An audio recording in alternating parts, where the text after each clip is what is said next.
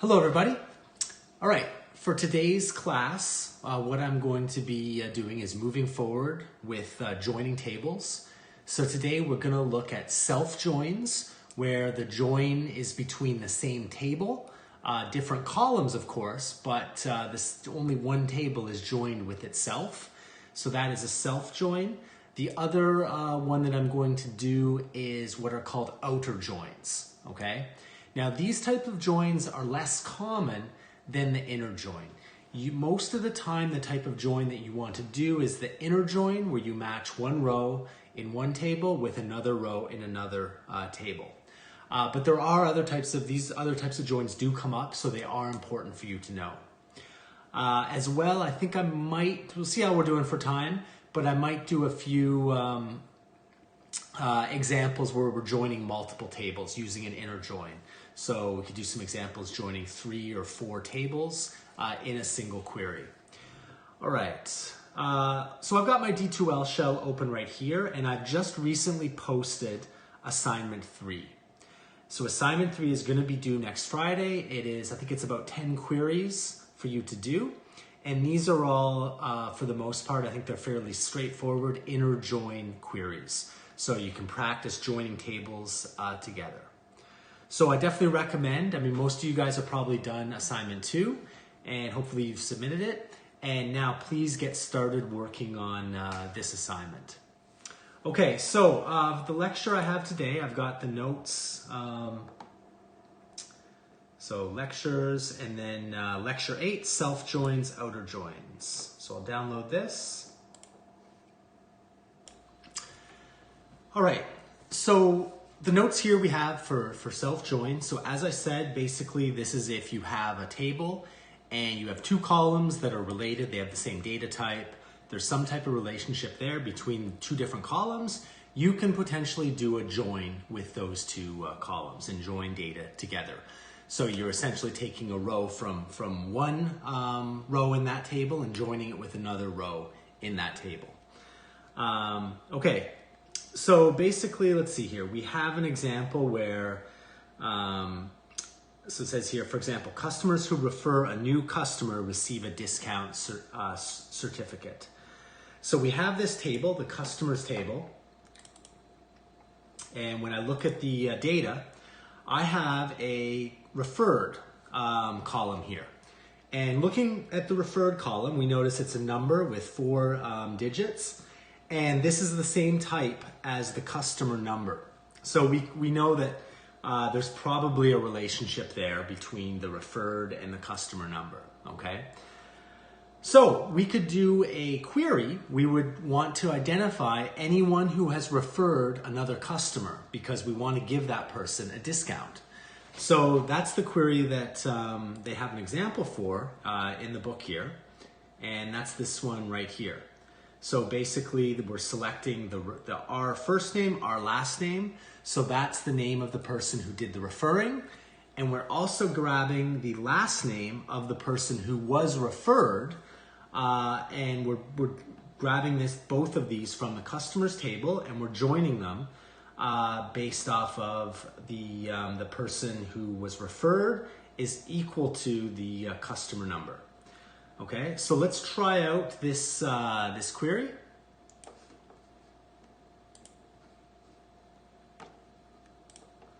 Okay, so select from customers C, customers R, and okay, so I want R dot first name, R dot last name, C dot last name, and I'm using a column alias, referred, okay, and I'm going to join them now using the traditional join. We'll do a join on, which is the preferred way to do it later on here. So where C dot referred equals R dot customer number. So in other words, you kind of these queries can be kind of confusing. You kind of got to look at it, try it out a few times to get an idea of what this is actually going to do. But basically, we're taking the referred column and we're matching it with the customer number. Then we're going to output the first name and last name. So that from that field that had the customer number. So in other words, we know, it might not be super obvious, but what we're doing is we're outputting the first and last name for the person that did the referring. And we're also outputting the last name of who they referred. So I'll run this. Oh, okay, yeah, it's B underscore.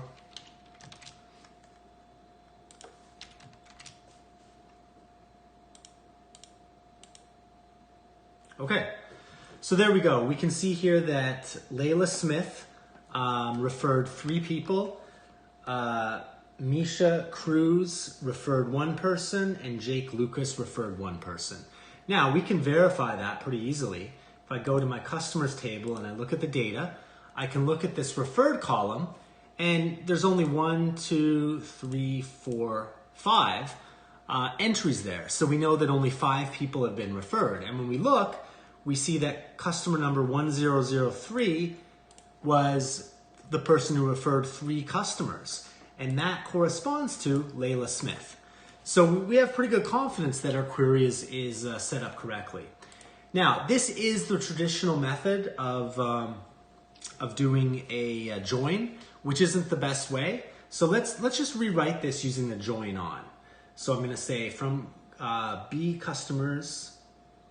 So from customers, I give it an alias C, and I'm going to say join B customers R on, and then I'm going to say C dot referred equals R dot customer number. And I'll remove this where clause because I don't need it anymore. And let's try running this. And there we go. We get the same results. So this would be my personally preferred way of doing it. It's more explicit and it's more direct in terms of this is what we're going for. We're joining these tables together. Okay, let's continue on then. So we've done that example. And what they're showing here is basically just rewriting this to give it a little bit more information in terms of the column aliases. So right now they have the C1, customer C1, who is the person that I guess was referred. And they're giving a column alias, and then they're also putting their first and last name. So that was the person who was referred. So they've actually flipped it around from the previous one. It's kind of confusing doing a self join. Okay, like I don't find this particularly fun to like stare at and try to be like, yeah, which one's which. You really have to run the queries, try them out. The nice thing about this query though is they've given you column aliases for each of the columns they're returning. So that makes it a lot easier to read because it's more obvious what's going on. So you basically have the referred customer.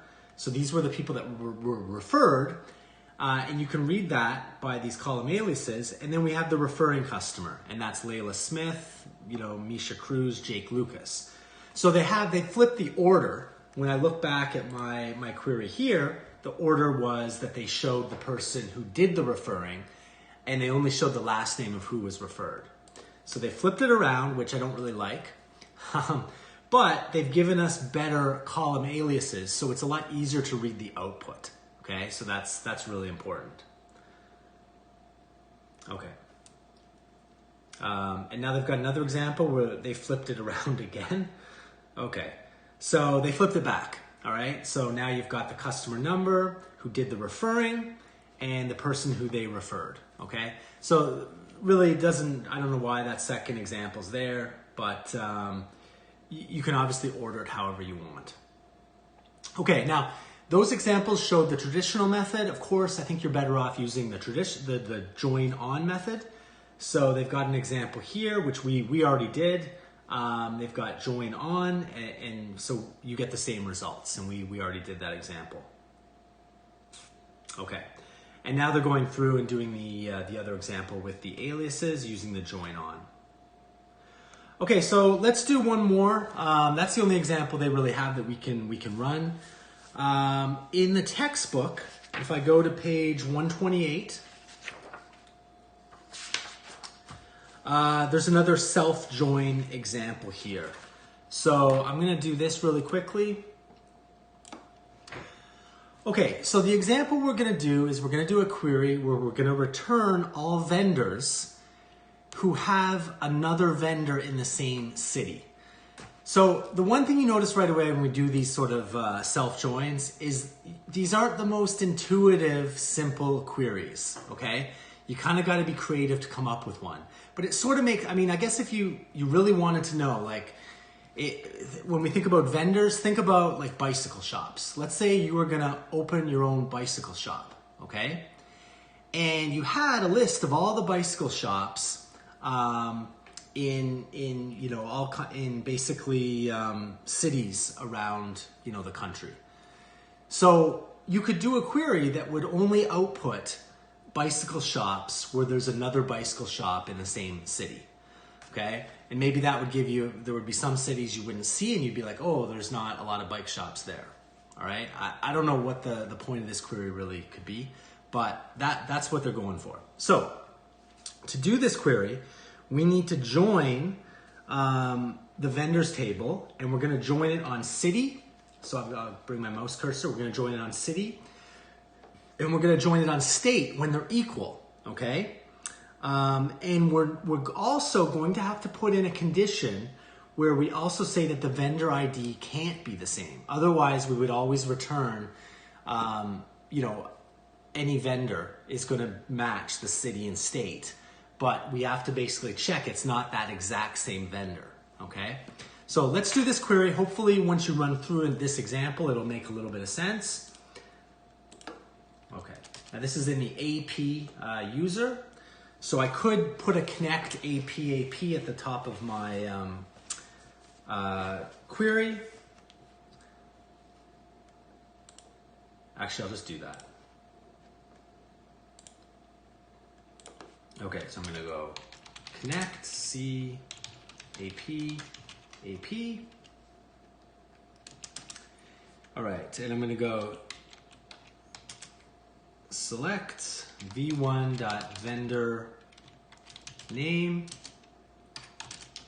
v1.vendor city, and v1.vendor state from vendors v1 join vendors v2. Okay, and now we're going to use our join on. And we have a bunch of columns we need to join them with. So I'm going to go v1.vendor city equals v2.vendor city and v1.vendor state equals v2.vendor state.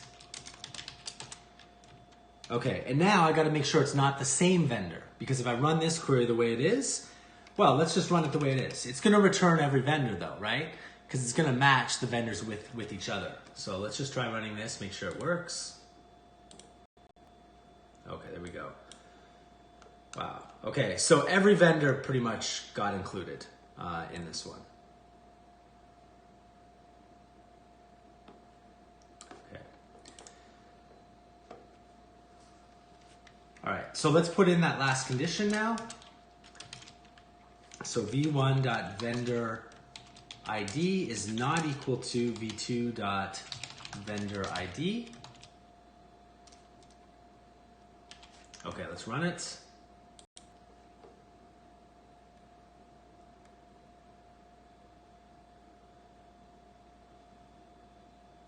Okay, so that's a lot. That's still a lot of results. That's a lot of results.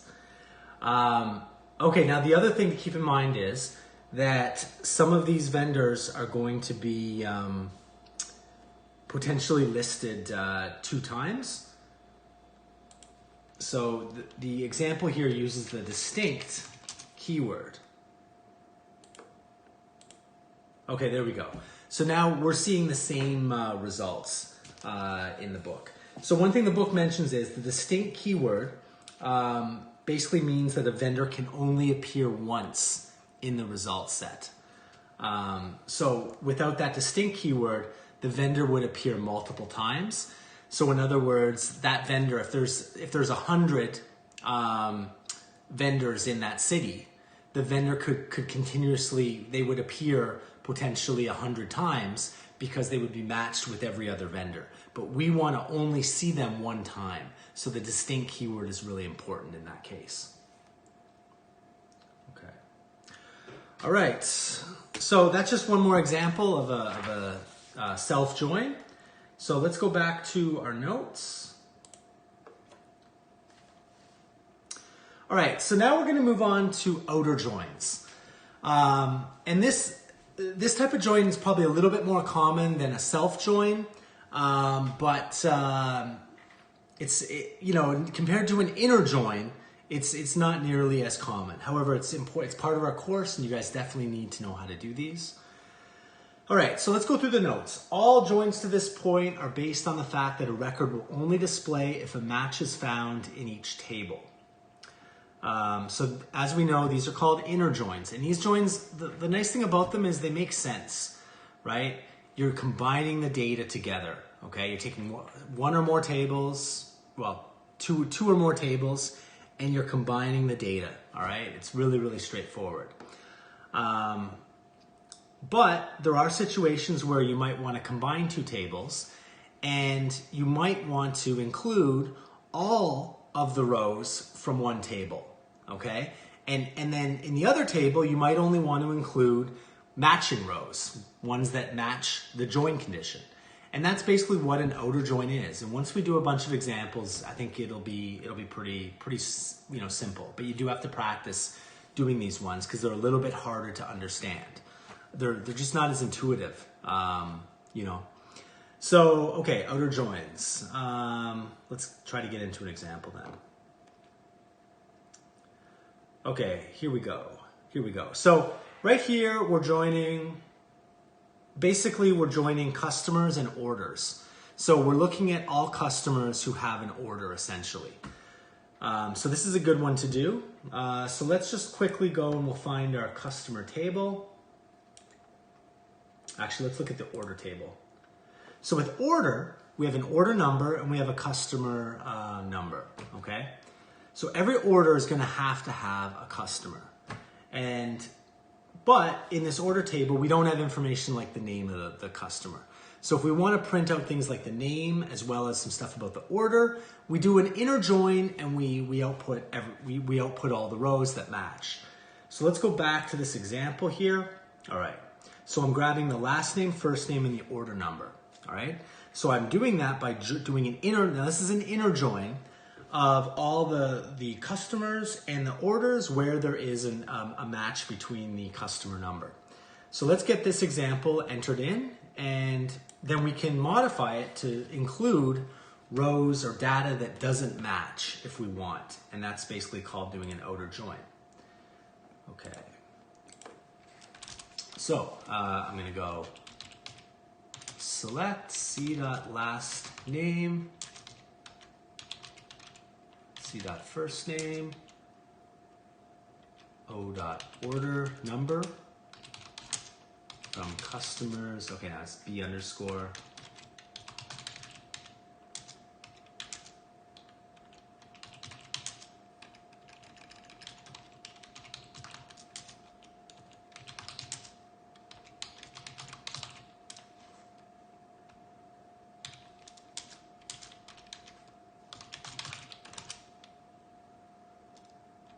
Okay, so let's run this. All right, well, we can see we're getting all the customers and their orders, essentially. I'm going to include the order by, because then we can see if we'll be able to see that there's, orders. Some customers have more than one order. So order by c.last.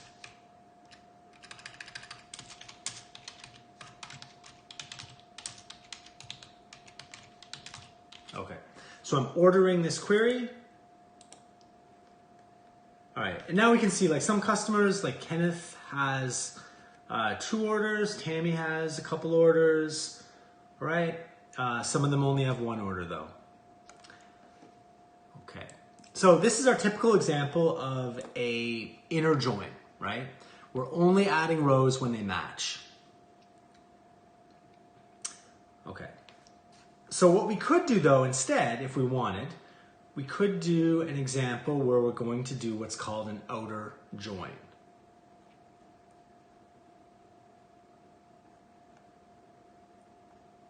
Yeah, okay. So basically for the outer join, the notes kind of go a little bit off on a tangent there. But basically, let me just do a couple examples. So if, let's say, I want to include all the data that shows a customer and their order, but let's say I also want to include customers that don't have an order, okay? So all of these customers obviously have orders, but let's say there's some other customers that don't have an order, and I want to see them in the results. So this would be a perfect example where I would do what's called an outer join. Now in this case, the table that I want to grab all rows from is going to be the one on the left, and that is the customer table. So to do that, I'm going to use a special syntax. Now let's change this to a join on. So from customers C, orders O, join, oh sorry, that's not the right spot. So customers C, join, orders O, and I'm gonna go join on customer number, C.customer number equals O.customer number. Okay, let's just run this again. Okay, so we get the same results. Now, what I can do is, if I want to include all of the customers, even if they don't have an order, all I have to do is use the left outer join, okay? So once I put in left outer join, that's telling Oracle that I want all of the rows on the left, no matter what.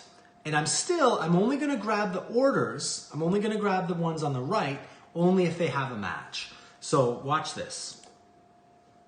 Okay, there we go. So now we see that there's some extra people that have been added to the results.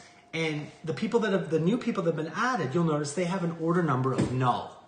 So that means that they don't have a matching order, right? And this is a perfect example of an outer join.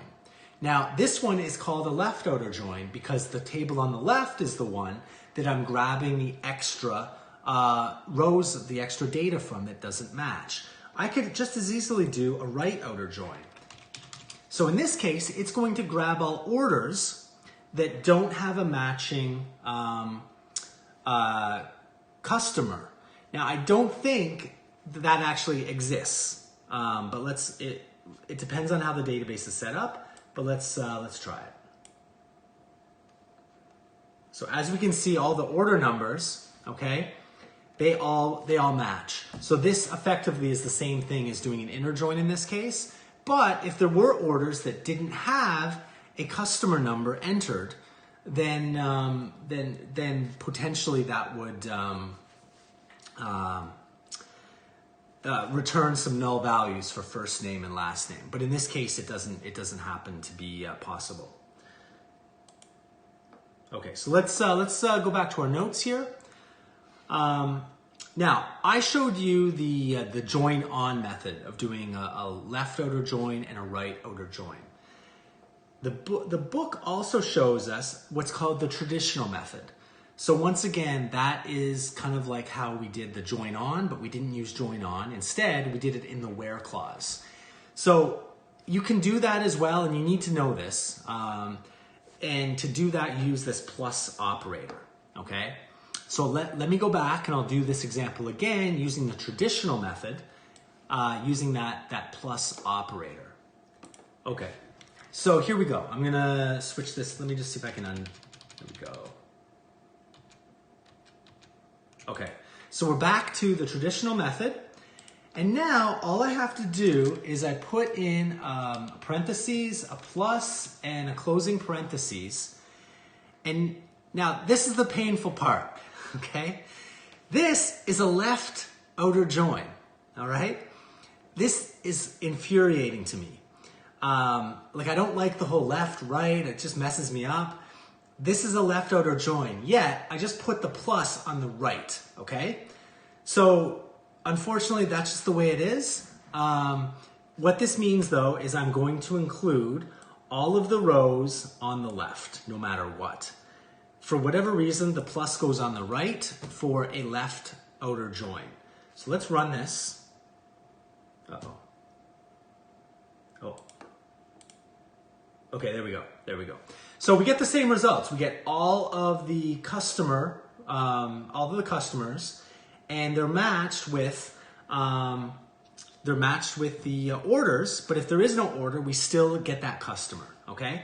So that is a left outer join. Unfortunately, when you do it with the traditional method, you put the plus on the right.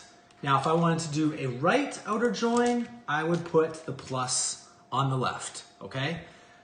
There's not much to really say about that. It's just unfortunate that that's just the way it is. But that's why it's better to use the join on. It's just a much better way to code these up. And we get the same results we had before because all of the orders are matched already.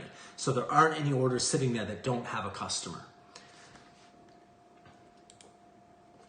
Okay, so let's go back to the notes. Okay, so they talk here about, they basically just go through and say you can use the join operator with the traditional method, right? You really don't want to do that though because it's really confusing. But it is mentioned in the book as well. I'm just going to get a page number. So page 140 runs through a few examples using this syntax. But of course, the better way is to basically explicitly say what type of join you're doing. So you say right outer join or left outer join or full outer join. So full outer join just means that it's going to match both tables. It's going to grab rows that are matched and it'll grab ones that aren't matched. Okay. So another example is listed here in the book. Unfortunately, I don't have these tables. So this table it's a different customer table where there's an agent attached, which I don't have. But we can kind of just quickly read through this example here. So, all right. So we have the customer table and the customer has an agent. And you notice here that for this one, for customer Smithson, they don't have an agent assigned. So in other words, if we did an inner join between agent table right here and customer, that means that Smithson wouldn't be included at all, right? Because they clearly don't have an agent. And when we look at the agents, we notice there's an agent here, 333, that isn't included in any of these customers. So that means if we did that join, once again, this agent wouldn't be contained in the results. However, if we did an outer join, we have the option of having this agent 333 or having Smithson included if we want it. And it depends on the type of join that we're doing. Okay, so this is the first example they did. They're showing here an inner join. So only matching rows. So what we notice, there's no Smithson and there's no agent 3333, okay? Now in this example, they are doing a left outer join. And that means that all of the customers are going to be added to the results. So we see that Smithson is now added because we're doing this outer join. And of course, there's no entry here for the agent information. Now, typically you would see values of null displayed there. For some reason, it doesn't display null there. But when I did my example, we saw null. Now, the other example they can do is now they're doing a right outer join. So now they're including all the agents, but they're only including the customers that have been matched. So right here, we see that Smithson is not included, but we now see that all of the agents, so agent 333 is also included, even though they don't have a matching customer. Okay. Now, the only thing that they're not showing here is they could go ahead and do what's called a full outer join. And in a full outer join, both that agent 333 and Smithson would be displayed. And I kind of wish they did that example for us. But they didn't. And part of the reason they didn't is because the join operator, and this is a restriction here, it says the join operator can only be used with one table. So if you want to do what's called a full outer join, you have to use that syntax. You can't go and put 2 plus signs in your joining condition. And another condition is you can't use the plus symbol with the in or operator. It has to be based on one condition. Okay. Okay, so let's move on. Now the other thing I want to mention here, this is just explaining what an outer join is. But as far as I can tell, this diagram is incorrect. It doesn't make sense to me. So if you're doing a left outer join, that means you have table A and table B. That means you're going to include all of your data from table A, no matter what. And that means you're only going to include data from table B if it matches. But what they're showing in the result is not what I would expect. This is what I would expect. So I would see 210, 211, 212, and 13. That's correct. But then I would not expect to see 214. I wouldn't expect to see 215 because they don't have a match. And it's a left join. So that means only items in table B that are matched would be joined. So that definitely doesn't look right to me. Okay, let's keep going. Okay, outer joins, the join method. So basically we can do a left or right, which I've already shown those examples. We can also do what's called a full join, where we include unmatched rows from both tables. Okay, so here's the example that we've already done where we're matching customers with orders. Now they're using the left outer join syntax, and because both of those tables, and this is what we learned last lesson, when we used the join using command, we also learned the natural join command. When the tables you're joining have the same name for the column, you can potentially use this using syntax. It's a shortcut. Okay, so that's what they've gone ahead and done there.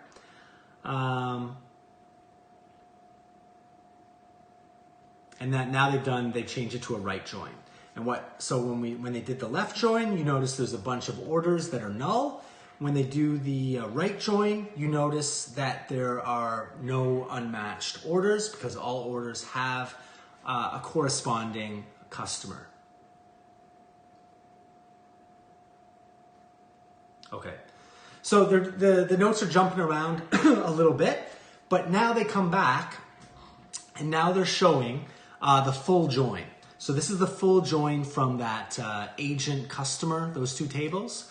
So the syntax here is select star from sample customer C, full outer join sample agent A on, and then they give the join condition, agent code they have to be equal. And because they're using a full outer join, now we see Smithson is included, even though they don't have an agent, and we see that agent 333 is included, even though they don't have a corresponding customer number. Okay? And it also mentions you can't do a full join with the traditional method because you can only put that plus symbol in front of one of the columns in the join condition. So you have to use this full outer join syntax. Okay, so next up is joining 3 or more tables. It's actually pretty straightforward. But I'm gonna stop here for today's lesson. So we have, just as a recap, we've gone over self-joins, we've gone over outer joins, and outer joins can be a left outer join, a right outer join, or a full outer join. And we're gonna need to do probably a few more examples of outer joins just for you guys to get comfortable with them. But anyway, I'm gonna wrap things up here. And of course, assignment 3 is posted on D2L. So please begin working on that. That's gonna give you guys some good practice doing join commands. All right, so have a great weekend and I'll talk to you guys later.